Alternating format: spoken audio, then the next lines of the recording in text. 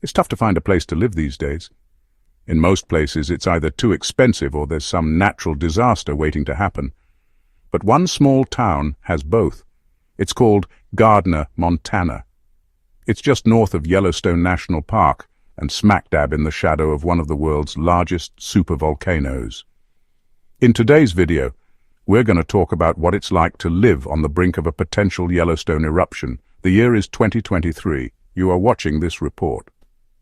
Gardiner, Montana is a town of about 800 people that sits at the northern entrance to Yellowstone National Park. They've got a post office, a gas station, a couple restaurants, and a handful of quirky little shops. If you want to buy anything bigger than a soda or a pack of gum, you're going to have to go to Bozeman, which is about an hour away. That might not sound like a big deal until you realize that if Yellowstone erupts, you'll probably be spending a lot more time in Bozeman because your house will be buried under a layer of ash. I mean, hey, maybe it's a good thing you were planning to move to Alaska anyway. It's kind of like living in Pompeii, except instead of Mount Vesuvius, you're living next to a supervolcano. So let's talk about what that means and why it's not a big deal. A volcano is like a big pile of dirt with a hole at the top. When the pressure from the magma chamber below gets too great for the crust above it, then the crust breaks and all the hot lava comes pouring out. Like a pot of boiling spaghetti, usually this happens when the pressure in the magma chamber is high enough to overcome the strength of the crust. Like if the crust is this thick and the pressure gets above this amount, then it'll break and the volcano will erupt. This is called the magma chamber's driving force. Yellowstone's magma chamber is different though. Instead of being filled with just magma, it's full of hot water. Most of the volume of magma isn't actual rock, it's mostly water vapor and dissolved gases. When the pressure in the magma chamber is high enough to break through the crust, that hot water vapor explodes out, and that makes a supervolcano. So unlike regular volcanoes that build up layers of solid rock, Yellowstone's eruptions blast the sides of the volcano apart and send hot ash and rock hundreds of miles into the air. So how big is Yellowstone's magma chamber? Well, scientists think it's about 43 by 28 miles wide and goes down about 6 miles deep. That's like the size of Rhode Island, and there's so much water vapor down there that if it was all released at once, it would be like opening a bottle of champagne on the surface of the sun. No wonder it's considered one of the world's most dangerous supervolcanoes. Yellowstone has erupted 3 times in the last 2 million years, 2,200,000 and 640,000 years ago. Each eruption blasted between 2 and 3,000 cubic miles of ash and rock into the air. For scale, that's roughly the same volume as 1 million Olympic-sized swimming pools. Ash fell over an area of 90,000 square miles and covered parts of what's now the western US in a layer up to 6 inches thick. Each eruption sent ash into the stratosphere and blotted out the sun. Global temperatures dropped between 18 and 36 degrees Fahrenheit for years. Those eruptions were catastrophic, but they happened so long ago that the effects are pretty localized now. But what if Yellowstone erupted today? Would it destroy the entire planet? Almost certainly no.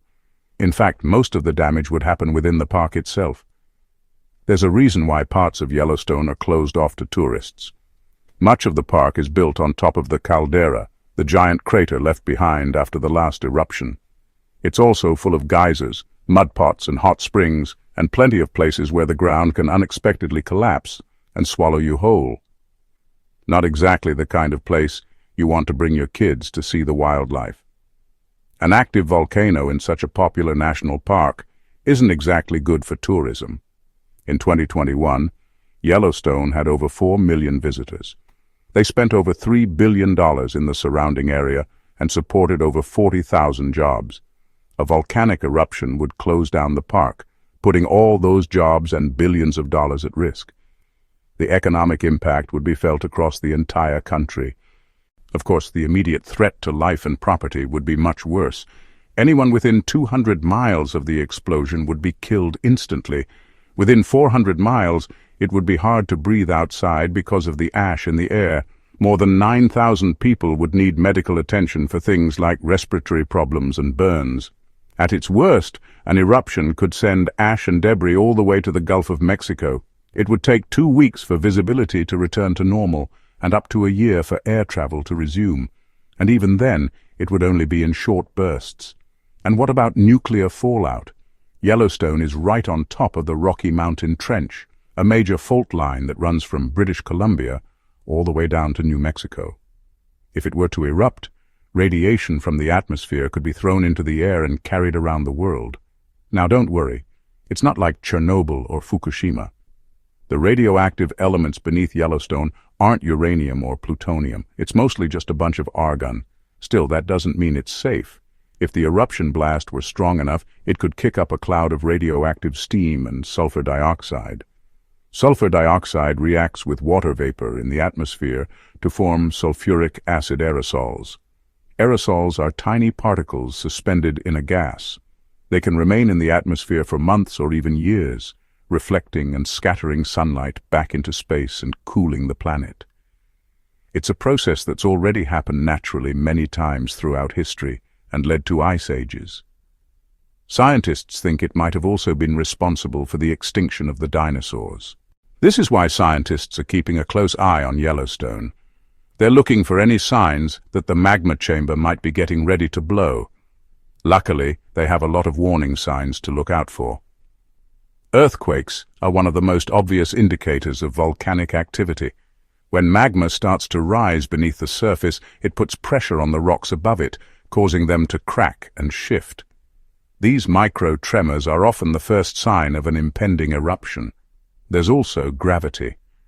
As magma rises, it pulls with the force of gravity. Scientists use satellites to monitor changes in the shape of the Earth's surface.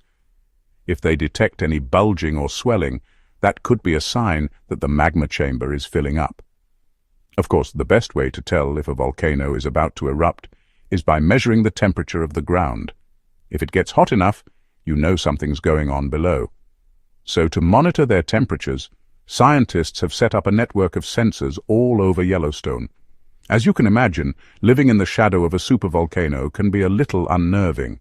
But the people who live near Yellowstone say they're not worried at all. Sure, there's always a chance that Yellowstone could erupt, but it's so unlikely that most people just ignore it. After all, it's happened 3 times in the last 2 million years, so it's due for a break. Right, Gardiner is a great place to live if you like the outdoors. There are hiking trails everywhere and plenty of opportunities for fishing, hunting and skiing. In the winter, the town itself has a population of about 800 people, but during the summer, the population swells to over 10,000. Most of them are tourists who come to see the nearby national parks. The town is also home to a number of artists and writers who are drawn to its natural beauty. If you do decide to move there, you should probably bring a laptop because most of the jobs in town are remote, and there's always Wi-Fi in a pinch. So is Gardiner worth moving to? That's up to you, but I can tell you that it's not boring. If you enjoyed this video, you might want to check out my series where I explore abandoned places in the United States. The series is sponsored by a company. Thanks for watching. See you next time.